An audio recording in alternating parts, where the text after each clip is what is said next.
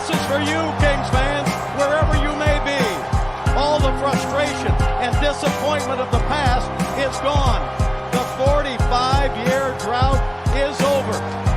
The Los Angeles Kings are indeed the kings of the National Hockey League. They are the 2012 Stanley Cup champions.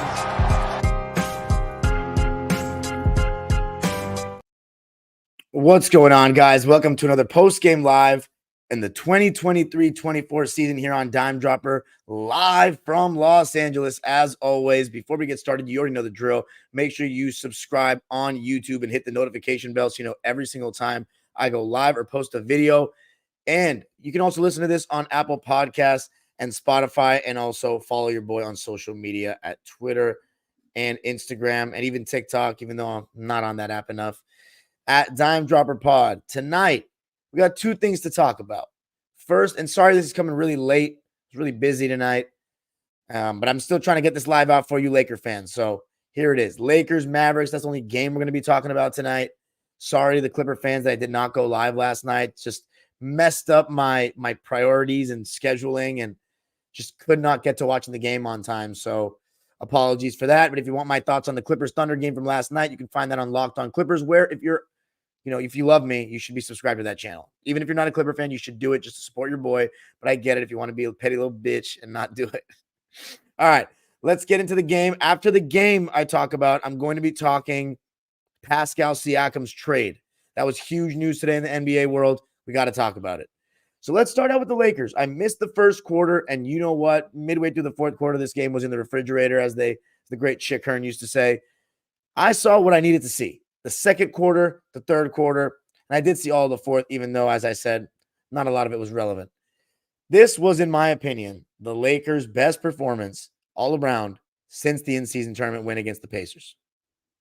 I think the game against New Orleans was probably their best performance of the season, but they were absolutely rolling on all cylinders in this game, but particularly in the second half. When I turned the game on, it was AD versus Luka. Luka was being guarded by Taurean Prince a lot. He was getting whatever he wanted, as you would expect, but nobody else was hitting shots. Kyrie Irving wasn't hitting a shot. Tim Hardaway Jr. wasn't hitting a shot, and D'Lo and AD were leading the way. But at halftime, it was a 2-point game, 55-53. The third quarter is really the only quarter that really is worth talking about tonight. Lakers outscored Dallas 42-27 in that one. But man, the Lakers, they looked like they had a big four tonight. And you know what? If you really go back to the playoffs, that's kind of how we talked about this team. D'Lo, Reeves, LeBron, AD, every single one of them could give you 20 points on any given night. Two of them should be giving you 25 plus. And that's just showing how high we hold the standard, how high the standard is that we hold LeBron to at this age. But he does average 25 points a game. So you expect to get around that number. And then D'Lo and Austin Reeves, any one of them could go off for 20. And now with this starting lineup of having D'Lo and Reeves back together with LeBron, AD, and Taurean Prince, I know there's a lot of Laker fans out there that would rather have Vando taking Taurean Prince's spot for that fifth and final spot, to just have the same exact starting five that you had against or for the playoffs last year. And honestly, I'm pretty indifferent on that. Obviously, I'm not a Laker fan, but I think it would be good. But Taurean Prince, I mean, he wasn't atrocious in this game. He's taking the tough task of guarding Luka. And look, Luka still had 33 points, 13 rebounds, and 10 assists on 50% shooting, 12 for 24. But he was 2 for 9 from 3. And I think the Lakers did a really, really good job contesting every three the Mavs still had their open ones, granted, and they missed. But the Lakers did a really good job of contesting all threes that they could. Luka, Kyrie, and I got to say, this was a really good coaching performance by Darvin Ham. And I'm going to explain why. Taurean, he wasn't nearly as good as Jared Vanderbilt. No doubt about that. But I don't think I should really criticize anyone in the Lakers too much tonight. I think they were really solid all the way across the board. But let me tell you what Darvin Ham did that I thought was so good. I thought the rotations were pretty solid in the sense that Jared Vanderbilt got more minutes than we've seen in a lot of games this season, 26 minutes. So that was more than Taurean Prince, and tonight's game warranted it. Vando was everywhere. And then you saw D'Lo and Austin Reeves just playing a lot more. And I think we got to look at what this team's roster really is. And maybe they're not the defensive team that we all thought they were going to be. And when you really look at their personnel, they don't actually have that many great defenders. A lot of it's Anthony Davis that just does everything defensively. This team, their third and fourth best players are Austin Reeves and D'Angelo Russell. And they need to maximize those guys. This might not be a very good defensive team. They might be average defensively, and they can be good a lot of nights, but they can be a lot better offensively. And I think that's what you can see with this lineup of having D'Lo and Austin Reeves. And one thing you'll see is that LeBron in the first half, he lets Austin Reeves and D'Lo. This is what he did in the playoffs last year, and I feel like just not having them, those three, starting together for a large stretch this season, they haven't been able to really go back to this, but LeBron was able to defer to D'Lo and Austin Reeves in the half court throughout the first half. And then in the second half, he becomes more ball dominant. He starts kind of playing LeBron ball where he's creating things, but he can conserve that energy and still be a better defender. And I think these last two games, you've seen that. You've seen LeBron be more alert, rotating at the rim and just sharper rebounding. But I think Darvin Ham, it's not just the rotations that I thought he did well with tonight. Defensively, I thought the Lakers' scheme was pretty good. I think the last two games you've seen more of a willingness to switch AD onto ball handlers on the perimeter. And throughout the season, you've seen a lot of AD drop coverage. But when you have AD switch onto the perimeter, we're not really worried about AD. If you're the Lakers, you're not worried about AD defensively. You're worried about who just switched on to who AD was guarding. Is that Reeves? Is that D'Lo? Can they guard a big? Derek Lively, he's a rim roller, rim runner. He's not a post-up big right now. And there's a lot of guys in the league, a lot of bigs, as I talked about, is the NBA getting better and better? My rawest but most important video I've ever made. A lot of bigs nowadays don't know how to post and can't pull it off at the NBA level. So if you have a big that can switch onto a guard, I would take my chances switching that action and making them try to play post-up basketball like back in the day. You can't do it against guys like Jokic or Embiid.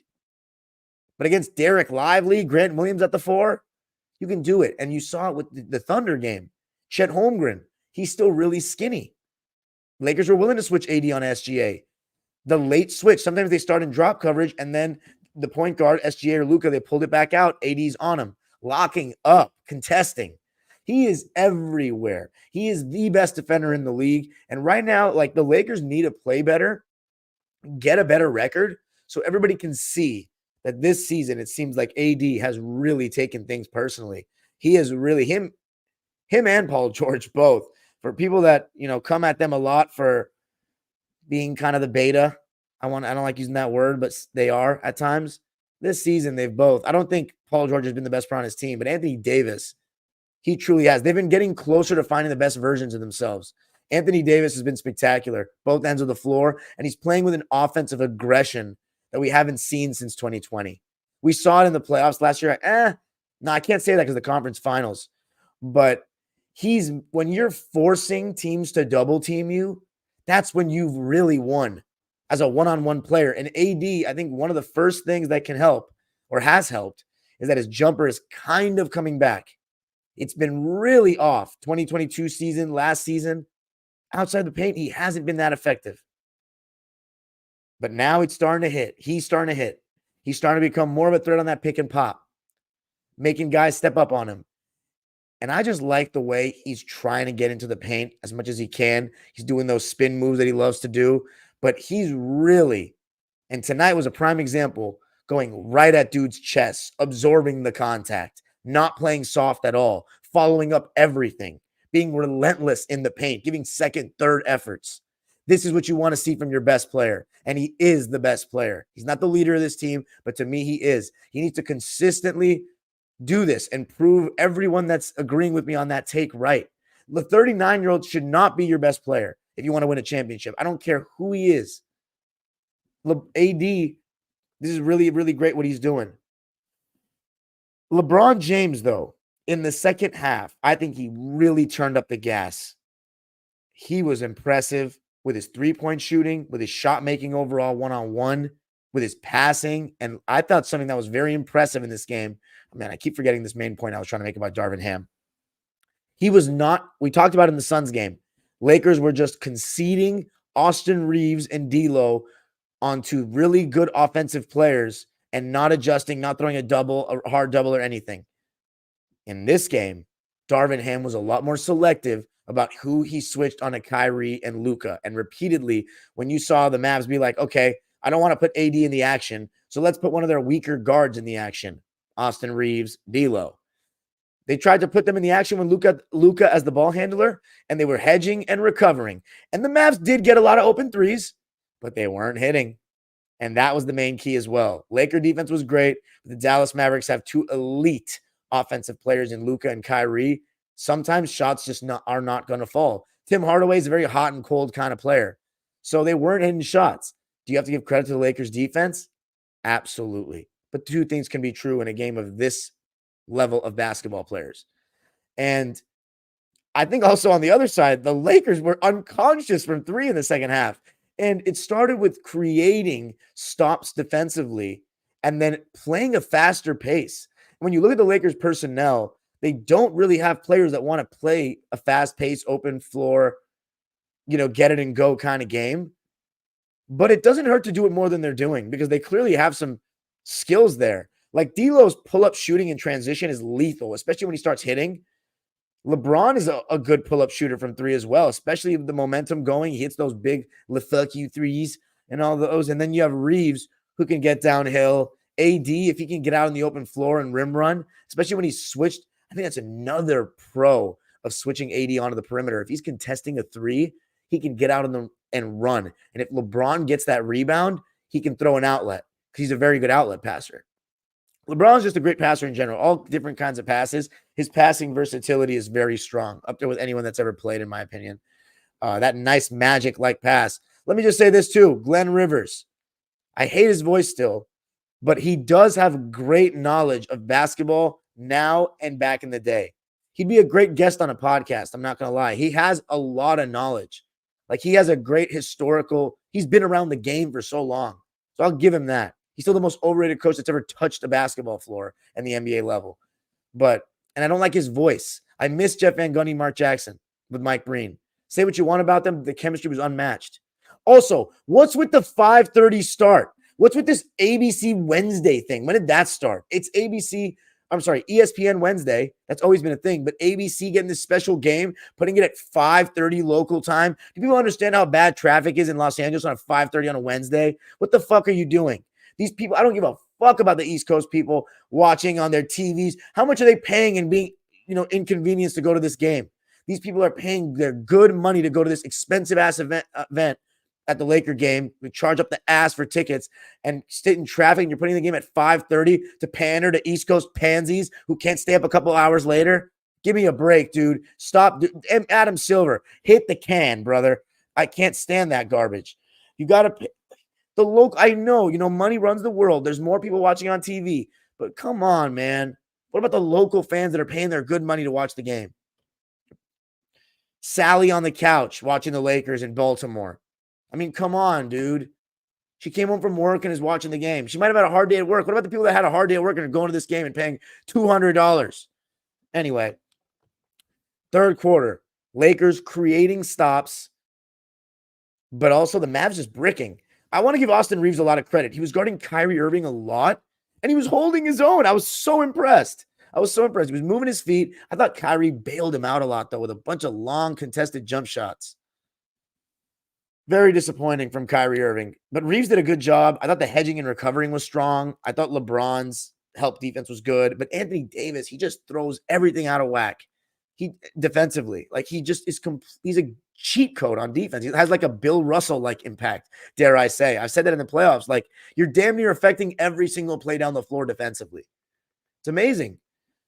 LeBron, though, the way he was hitting in transition, going downhill, taking advantage of guys switching on him like Derek Lively, hit him with the downhill burst. LeBron was fantastic in the quarter, but I just couldn't believe the frequency in which the Lakers were hitting their threes. D'Angelo Russell, double drag with D'Lo at the controls, pick and roll with AD. He's such an underrated passer. He is a true dime dropper, D'Angelo Russell. The best version of this team is empowering and getting the most out of D'Lo, not less, not reducing his role because he's inconsistent. You're going to have to take the good and the bad with D'Angelo Russell, but the best version of this team comes with him playing well. And you need to play him and give him minutes to play well. There might be situations down the line in the playoffs if the Lakers are lucky enough to make it. I think they'll make it, but that D'Lo might just be played off the floor. It might be matchups where he's not hitting, and defensively it's just too high a level of offense for him to stay on the floor. But throughout the regular season and even matchups in the playoffs, like let's remember in the first 2 series, he was fine. He was actually good. He needs to be a big part of what this team does. And I thought in this game, in these last couple of games, he's shown why the Lakers re-signed him, what kind of player he still is. He's in his prime right now. You need to be empowering him, not throwing him to the bench. That was weird. I'm not super against the Austin Reeves on the bench thing. I thought he was very good tonight as well. But putting D'Lo and Austin Reeves on the bench to go with this like pseudo all defense lineup with like guys that are like overrated defensively right now, nah, it's not the move. And Darvin Ham needs to stick with this shit now. He's done so much tinkering. Last year was tinkering Ty. Now it's tinkering Ham. He needs to stay with something. And speaking of something that's really working lately, Jared Vanderbilt getting back. If you watched the last episode of Basketball on Figueroa, which you all should every week, remember, Edwin is a Laker beat writer now. He's coming from the inside. He's giving you his insight on this channel all the time, every week. So he was saying, he thinks that Vando was on an unofficial minutes restriction. Well, whether he's right or wrong, I have no proof. He's been definitely playing more the last couple of games. Played 26 minutes in this game. He had 7 points, 9 rebounds, 1 assist, 1 steal. He was guarding Luka. He was guarding Kyrie. And I thought he did a really good job denying Kyrie Irving the ball several times in this game. He had that 1 steal he created where he threw the ball off of, I forget whose foot. I think it may have been Kleber in the backcourt. He was fantastic. And one thing that Glenn Rivers gave him credit for, and he's right about, when teams are loading up on LeBron or AD, he does a great job cutting middle and flashing. He just needs to be confident going up on that. He's very hesitant to shoot a lot of times, Vando. But, yeah, very solid performance from him. And that's really all I got. The Mavs were just off outside of Luka. Nobody could make shots. Tim Hardaway was broke. Kyrie was broke. And the Lakers are rolling on all cylinders. The pace, it'll be interesting to see what kind of pace they continue to play. I mean, if it ain't broke, don't fix it. They're going to definitely start pushing the pace more going forward. I just wonder if AD and LeBron can, that's sustainable for them throughout the course of a season and then going into the playoffs. But it's definitely, they got to push it more than they have. And it starts with getting stops. So Max Christie, there was a lineup with Max Christie and Vando in at the same time as D'Lo, I believe. And man, a lot of length out there, a lot of players trying hard and covering a lot of ground, swarming defensively. So yeah, great stuff. Great stuff. Lakers outscored them 42-27 in the third. They win the game 127-110. That's now 2 in a row and 2 very good wins at the Staples Center against OKC and the Mavs. Let's read the lines. First for the Mavericks, Dwight Powell played 7 minutes and he had 1 point and 4 rebounds. No real impact for me. Jaden Hardy played 20 minutes. He had 7 points on 3 for 7 shooting. I didn't know they start Tim Hardaway Jr. now over Grant Williams, but I heard that Grant Williams just wasn't playing well enough lately. And one of these days, maybe Thursday, maybe. I doubt it, though. Probably not. Maybe this weekend. I don't know. I'll do the halfway, midway through the season thing. It might just have to come during All-Star weekend where I talk about every team. But yeah, Grant Williams going to the bench. I don't mind it. He wasn't playing as good of defense as people think. He had 8 points on 2 for 6 shooting. They were all threes. And then their starters. Yeah, Maxi Kleber had 5? That's foul. 6 points. Nothing to say there. The starters, Derrick Jones Jr. had 8 points on 3 for 3 shooting and 2 for 2 from 3. He was guarding LeBron a lot, mainly. Tim Hardaway Jr., 12 points on 5 for 17 shooting and 0 for 7 from 3. The Mavs shot 11 for 40 from 3 in this game. So terrible. 46% from the field, but 27.5 from 3. Derek Lively, he had 16 points and 11 rebounds, 5 of those offensive rebounds. He's a great offensive rebounder. 8 for 9 from the field. So he had a pretty solid game, at least offensively. And then you have Kyrie and Luka. Kyrie had 12 points, 5 rebounds, and 6 assists on 4 for 16 shooting and 1 for 5 from 3. So 25% from the field and 20 from 3 and only 3 free throw attempts. Yeah, not a good performance by Kyrie at all. The Mavs turned the ball over 15 times in the game. The Lakers really took advantage of those. Luka, I already mentioned his triple-double earlier. So let's go to the Lakers to close this out. Rui Hachimura, he was a little quieter in my opinion. 6 points, 4 boards on 2 for 6 shooting and 1 for 4 from 3. So not the best shooting game for him. Christian Wood, he played 16 and a half minutes. He was wired for sound. I thought he was pretty quiet in the game. But it was pretty funny wired for sound. He was like, AD is doing a great job passing out of those double teams. And he really was. 2 points for Wood on 1 for 5 shooting and 0 for 3 from deep. Max Christie, he only played 14 minutes. I think you would like to see him play a little more if you're a Laker fan because of his point of attack defense and the way he's been shooting. He had 5 points, 2 rebounds on 2 for 2 shooting, 1 for 1 from deep. Already mentioned Vandos, 7 points, 9 rebounds. Then we have the starters. Taurean Prince had 9 points, 1 rebound, 1 assist. He was whatever. 3 for 8 from the field and 0 for 3 from deep. So he didn't really shoot well. Did guard Luka, though. Got to admire somebody that takes that assignment. Then you have the 4. Let's start with Austin Reeves. Didn't shoot as much in this game, but very efficient. 14 points, 3 boards, 7 assists, 1 steal. He did turn the ball over 3 times, though. Lakers turned the ball over 10 times overall, so not bad.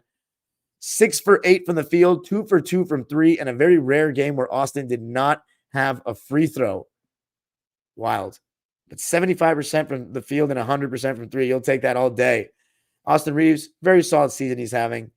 D'Angelo Russell, man, 29 points. He led the Lakers in scoring, 4 rebounds, 3 assists, only 1 turnover, 11 for 20 from the field, 5 for 7 from 3. He was just unconscious. Pull-up threes, off the catch, contested. He had 2 free throw attempts, made them both. He was magnificent in this game. And then you have LeBron, who really turned it on. Let me look at his second half stats because he was really all over the place in that half. 16 points, 6 rebounds, 5 assists, and a steal. But overall in the game, he had 25 points, 8 rebounds, 8 assists, 1 steal. He turned the ball over 3 times. He was 10 for 19 from the field and 3 for 7 from 3. So 2 straight really good performances by LeBron. Solid on both ends of the floor. And then AD, for me, the player of the game. So impactful on both ends. You can't name me 10 players that are playing better than him right now in the league this season. 28 points, 12 rebounds, 5 of those offensive, 9 assists, 1 assist away from a triple-double. Would have been nice to see for him because he doesn't get many triple-doubles. I don't know if he's ever gotten one. He probably has, though. 1 steal, 1 block. Mods, let me know if he has. 12 for 17 from the field. No 3-point attempts, which I don't mind at all. 4 for 5 from the line. Like to see that if you're a Laker fan. But yeah, 12 for 17 in 33 minutes. That's big time. Lakers shooting 54% from the field, 43% from 3. That's fantastic, but 71% from the line. Probably want to do a little better there. Lakers win it 127-110. They're now back to 500 at 21-21. Let's see if they can develop a streak. They have to get something going. This idea that they can just walk into the playoffs no matter what seed they are might be good for one series. Not going to win a championship playing that way or doing that. So the Lakers know. You look at Laker championship teams. No team has been below the 3 and has won it all. I don't even know if a team's been below 2 and has won it all. But anyway, now we're going to move on to Pascal Siakam's trade to the Pacers. Let me get a sip of water, man. We'll read some comments too. God damn. Thanks, guys.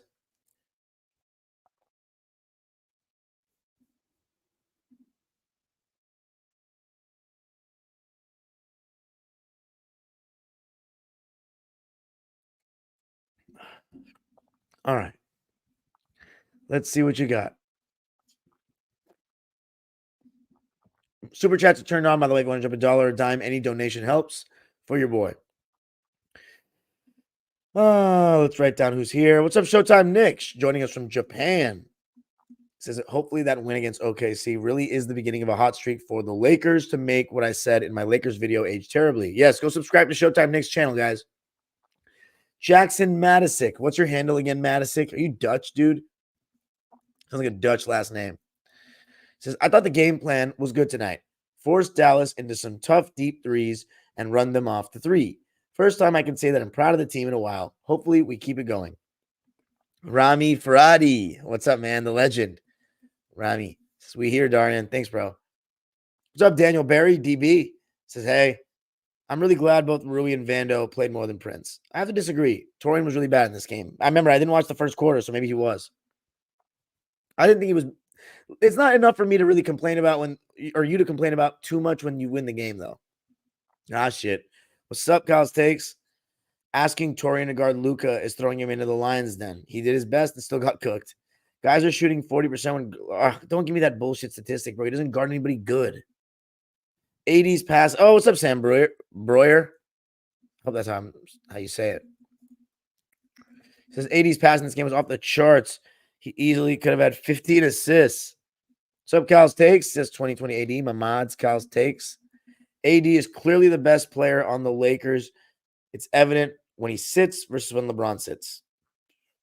Spank him. What's up, Spank him? I feel like you only come when teams spank team, and the Lakers spanked the Mavs tonight. Braun at this age can be a great second option. I agree. Darian, would you agree that the Clippers' ability to choke 7 to 12-point leads, fight the run, and be able to fight back and win at the end is a championship team quality? I'd say so in my opinion. Absolutely. You got to be able to withstand runs. If you get stops, you can play in transition more against unset defense. That's right. I'm not going to lie. I can see the Lakers push for the 5th seed. That's what I said they were going to be before the season started. Teams from 5 and 10, the records aren't too far apart. Not saying Lakers will be 5th at all, though, but it's not impossible. I agree. I miss Jeff Van Gundy and Mark Jackson, too. Them and Mike Breen all having ties with the Knicks, too. For real, 530 starters in hell. Sully from Baltimore catching a stray. Absolutely. Screw Sully from Baltimore. I'm not going to lie, bro. Harden has been mid defensively at best in 2024. He's really solid in the 9-game winning streak. He's been inconsistent since. No, you're not going to get any pushback from me. I think you're right. NVZ, former guest NV, from the 2nd episode of all time. He says, I'm spinning right now. Fact dropper. Austin is finally starting to not look disabled defensively and is back to playing the passing lanes. I agree. It was fantastic. Not going to lie, Adam Silver is an overrated commissioner. Yes, he's good for sure, but not a fan of the scheduling. Christmas Day matchups are outdated. Rivals week is outdated. There's a bunch of stuff about Silver. We could go on and on. So would you actually want to have like a basketball analysis? Yes, I would actually, straight up. Diamond having that conversation with Glenn, be hitting like Shaq having that chat with Kobe. That'd be funny as hell. Darvin Ham is still figuring out how to coach. I mean, how to coach. He's done it for over a year now at the NBA level. Don't forget to talk about the Siakam trade. Don't worry. Oh, yeah, maybe I should have said something about that. Just curious, how do you become a beat writer? These connections, man. How do you pursue a career in that field? Is it just sports journalism? Nah, I don't think you have to do sports journalism. You can start writing for a blog or something, work your way up and do the ranks, have proof of writing when you apply to these things. What do you think of this Dubs trade proposal? Wiggs, Jonathan Kuminga, Moody, and maybe 2 picks for Mikal Bridges and Dorian Finney-Smith. I think that's a good trade for both sides. Kyle's Takes. Siakam and the Pacers is a crazy trade. Raps got what they could. They had very little leverage. Wish he went to the Warriors personally. Max played really well in his short stint and did not see the rest of the game. Ham hates Max for some reason. Spank him. I'll be honest. From what I've seen, they got fleeced, but we will see how those picks pan out. Bridges to the Dubs would be crazy. That's a good offer too, in my opinion, but man, that's a haul. I feel like all those players for just Bridges is a bit much. Or does it have to take on a bad contract? At Spankum. If Wardell wants to play with a woman beater, so probably not happening. Who? No, that's Mikal Bridges, bro. We're not talking about Miles Bridges. 3 firsts for a few months of Siakam. They should be sure Siakam stays with them. Yeah. They aren't trading Bridges regardless. Yeah, the 2024 draft class isn't great, but Raptors are one of the best drafting teams. It's true. It's already out there. What about Grady Dick? Has he done anything? It's already out there. He's most likely re-signing. Yeah. Miles is the one. Yeah, there you go. 2024 draft was better than people give it credit for. You think so? Bro, Mikal Bridges didn't beat any women.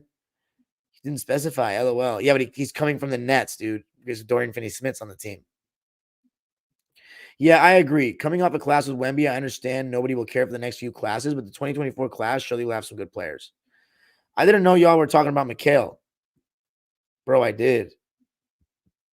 Confused by the Lakers' insistence on keeping Hachimura in trade talks, but then getting minimal minutes. I get not playing him, but shouldn't they move him if Ham doesn't give him time? No, he's been playing a little more lately. That's my cousin right here. He's been playing a little more lately. I wouldn't panic too much yet. Yeah. Anyway, Mikal and DFS. In my opinion, the 2018 draft class, one of the best ever. It really is great. Legit has like 3 to 4 superstars and like 10 to 15 star caliber players. Yup, I definitely want Max Christie more. He's not going to be end-all, be-all difference, but he's already better than Cam Reddish. Ooh. I see. Maybe they should be working in an extension for Siakam already. That's the only way to make the 3 first worth it. Siakam isn't extension eligible. He's a free agent. Imagine if he leaves, bro. Only 9 likes? Yeah, get that like shit up. They have the money to give him, and I don't see his market being too huge, so it only makes sense that he stays there unless Detroit is like 4 years. Here, 4 years, 200. What's up, Erod? What's your Twitter handle again, Erod? I forgot it. So what's up? What's up, man? Yeah, and I think Siakam is at the age that he wants to just win at Jackson Madison. Sam Breuer says he got a triple-double last game against Utah. Oh, man, it's the one game I didn't watch. 2 triple-doubles in his career. We got a fact check, by the way. 2 triple-doubles in AD's career. And I didn't know he had one against Utah because, I didn't watch that game. I missed it. But, yeah, overall, solid win for the Lakers. But now we get into the Siakam trade. All right, any last comments on the Siakam trade? Pacers obviously got better, but I still see teams like the Heat better than them. Not even a Heat fan, but playoff Jimmy is beating them for sure, in my opinion. I think the Raptors lost because they should have traded him last year, had much more value. We should already learn from your Clippers that just walking into the playoffs with any seed is not how to win a championship, right? Absolutely. Anthony Davis lost both games he recorded a triple-double in. Wow. Of course, you don't have to be the number 1 seed. It's not end-all, be-all, but it's definitely preferable. Jackson Madison, that's a predicament the Cavs are in right now with Donovan Mitchell. Raptors always take way too long to make moves. Did the same with Lowry, too. They're lucky they got a good return for OG. We've been hearing about D'Lo trade rumors for a while now. These last few games, he was balling. In your opinion, do you think D'Lo will still be traded? If not, do you think Lakers will make other trades? I wouldn't put anything past the Lakers and Rob Pelinka, honestly, man. I think if Zach LaVine's there and they honestly, but let me tell you this. If they keep winning and they run a good streak off and run a good stretch of games, they won't trade D'Lo. They won't. I don't think so. They'll stay put. They might make other trades, though.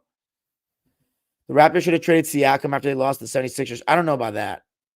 I'm not going to lie. OKC are a great team, but as of now, I don't see them as a contender. Chet isn't ready, and it's hard to see a rookie help co-lead a team to a real run. Just my opinion. Yeah, they're a couple years away. Oftentimes, teams hold on for too long. Just ask Washington. Didn't even get a first for Brad. Biggest fumble of all time to go a whole new front office to get it done. Yeah. You think you're smarter than Rivers? No.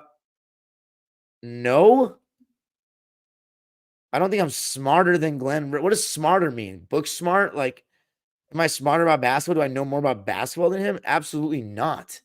No chance. But I think he's an overrated coach. I can't say that. I don't think I could coach the NBA level. At least not right now. I don't think I could coach the NBA level. But, yeah. Glenn Rivers, he's overrated as shit. Even give him a no trade clause. Pascal Siakam out of Toronto. Scotty Barnes has to be next, right? No. They're going to build all around Scotty. If the Lakers make a trade, it's got to be for a big. With how he's playing, you got to be thinking what benefits him the most over LeBron. I kind of like what Vooch would look like with AD and LeBron. The bad trade has to go down as an infamous trade. OKC is good. 2 losses don't mean they're frauds. Smart move by Raptors getting something out of an expiring contract. He was never going to re-sign without that max deal. Siakam will help the Pacers make a playoff run. W for both sides. Lakers, what's up, Jonah Kim says, Lakers need to win these next 2 games against teams we're better than. Grady Dick sucks. Raptors could have taken Keontae George. Not a fan of when teams draft just shooters. So one-dimensional. As a Laker fan, I want to see OKC first round because not only are they young, I feel like we match up well, especially with AD and Chet. I feel you. Spankum says, Paul George theme song is beautiful for real. How does it go again? Oh, yeah, I remember. What's up, Pope? He says, hey, bro, what can we do to have you sport Laker gear? Not much. I mean, I'm not going to be a Laker fan, but I have a Kareem jersey, a Magic jersey, and an Eddie Jones jersey. I only rock throwbacks. I have a Kobe jersey too, but it's too small. I'd never buy another Laker jersey again. It's done. Those are my own. Like, if I buy a Laker jersey, it's going to be throwbacks only. That's my new rule. If a player's in the league currently, I can't buy their jersey if they're not on the Clippers. That's my rule. It's just like people would just give me too much shit for wearing a Laker jersey. I don't have any animosity towards them as a franchise like that. I just don't like some of their fans.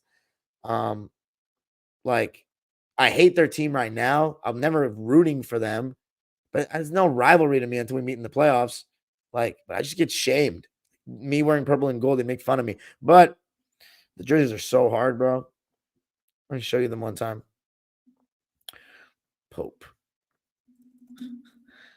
Kyle's Take says, what's your opinion on the possibility of Mitchell getting traded by the deadline in Miami? I don't think that's going to happen. Playing good in the regular season equals better chance of winning it all. Come back home? Yeah, really? Mitchell ain't getting traded. How come you don't call him? Are you new? What is one team that you don't want the Clippers to run into the playoffs matchups-wise? Denver?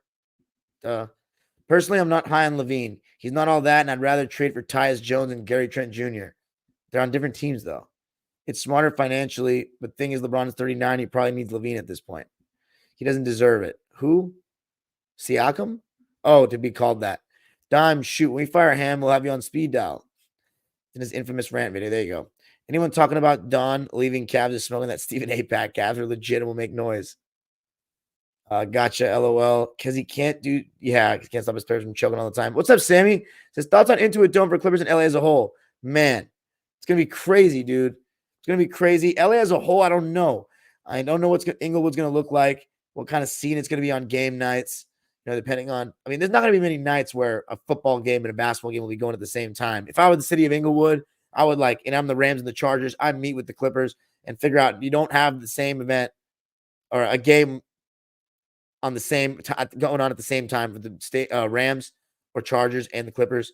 But other than that, I'm not looking forward to the drive. I don't like the 405 at that time. The 10 is much easier, but it's going to be amazing, man, for the Clippers. I mean, a stadium that's smaller, that's more built for sound because there's not as many suites that separate the upper level from the lower level. Hell, there's going to be a wall where no separation from lower to upper level. I think it's going to be all about noise. It's going to be so high tech. It's going to be nuts. It's going to be surreal. And you're going to get all of it right here on Dime Dropper. That's the best part about everything, right?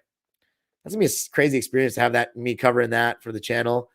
First time, man. Let's just enjoy this ride at Staples Center right now, though. But that's going to be crazy content when we see the Intuit Dome for the first time. You're not getting a better look than this. Like, this is where to be.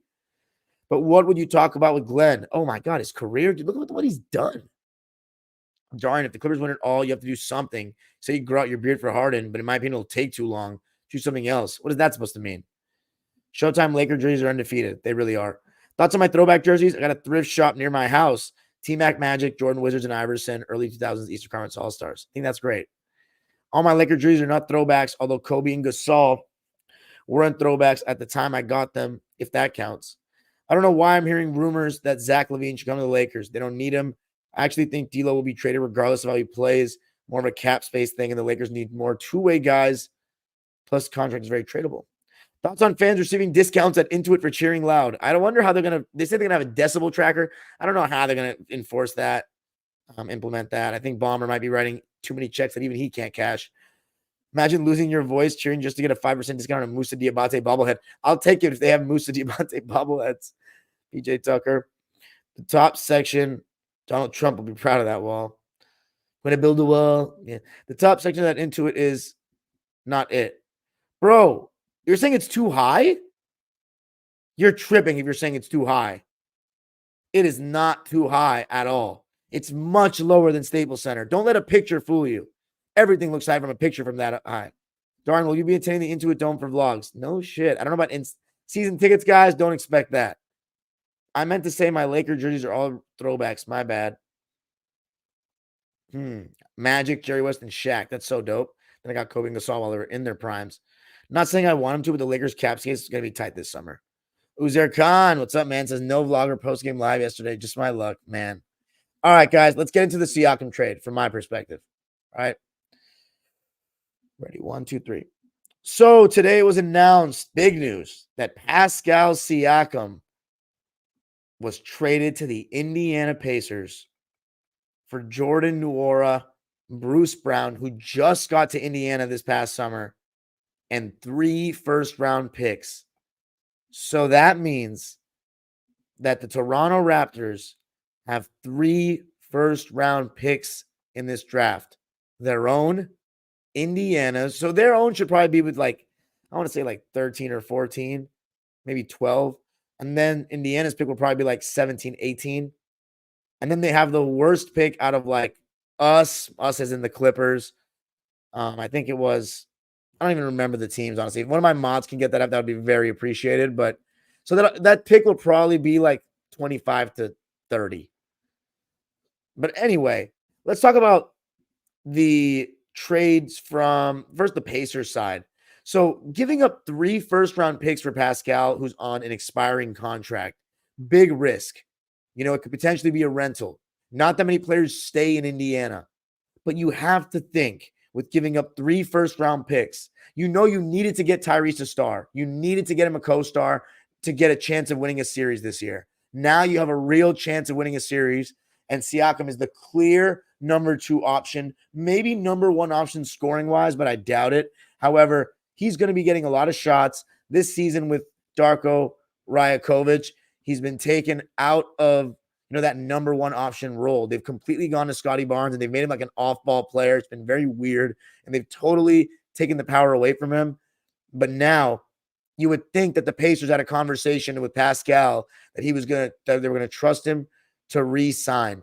Thank you to my mod here. Bones got busy. He says that the 2024 picks that Toronto receives include Indiana's own, as well as the worst of Utah, Houston's, Oklahoma City's, and the Clippers. When you mean the worst, I'm assuming that means the lowest pick. So that'll probably be, hopefully it's our pick, because we'll be a top 3 seed or the number 1 seed. But the Thunder or the Clippers is going to be one of those. So all those teams, by the way, are contending for at least a playoff or play-in spot. But yeah. So Indiana losing Bruce Brown, that's definitely a loss, but you're getting Siakam for Bruce Brown. That's huge. So now you have a starting lineup of Tyrese Halliburton, Buddy Hield, Pascal Siakam, Miles Turner, and Benedict Mathurin or Aaron Nesmith, one of those two. I mean, that's pretty damn good. You got TJ McConnell off the bench. It's a decent team. It's a team now that has a chance of winning a playoff series, and I don't think they did before this trade.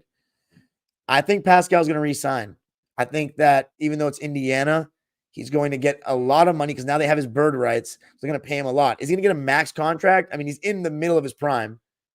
I'd say he's going to be in the twilight of his prime within 2 years. So you're going to get maybe this year and then 2 more really solid years out of him. Then you're going to start declining, and I don't think he'll be like an all-star anymore. But he's a very good player still. He's going to get a lot of money, so they can pair him with Tyrese. And then ideally, I think they're going to try to bring in one other person, one other star kind of player.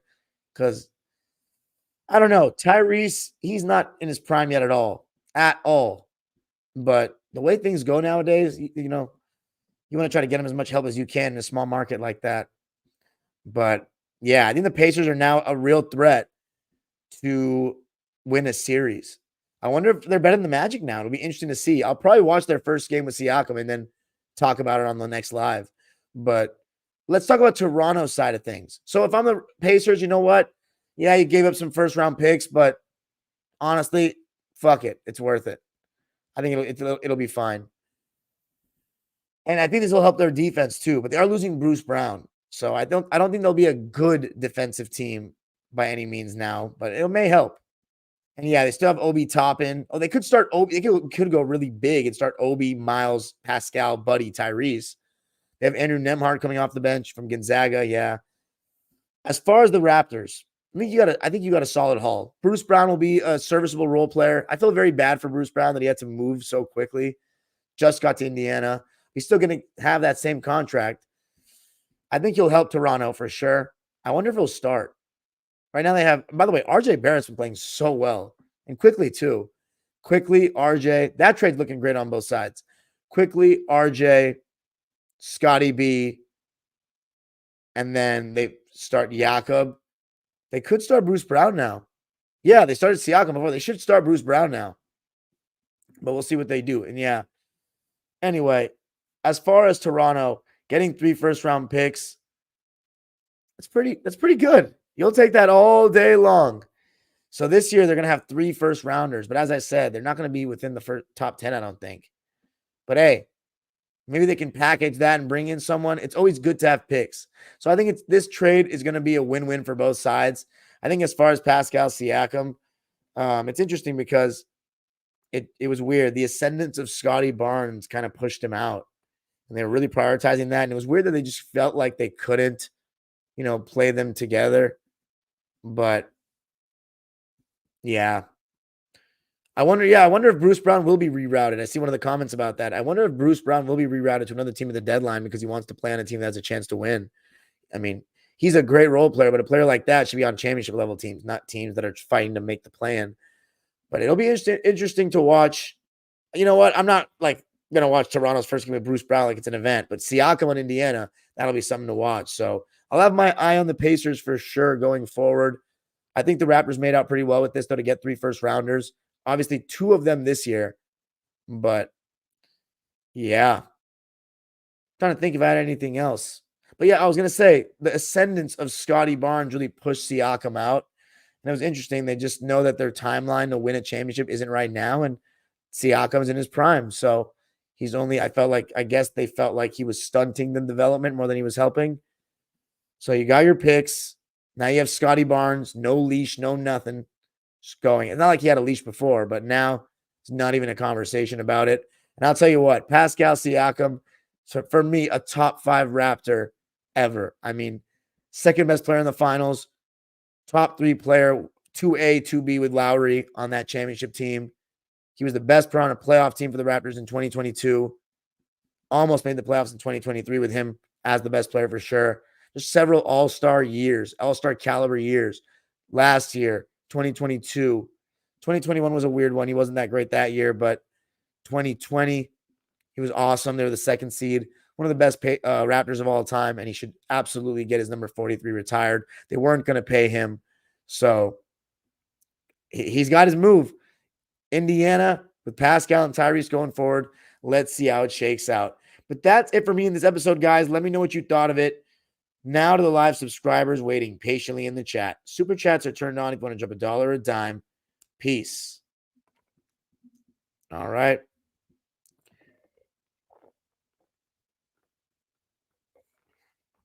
See what you guys got.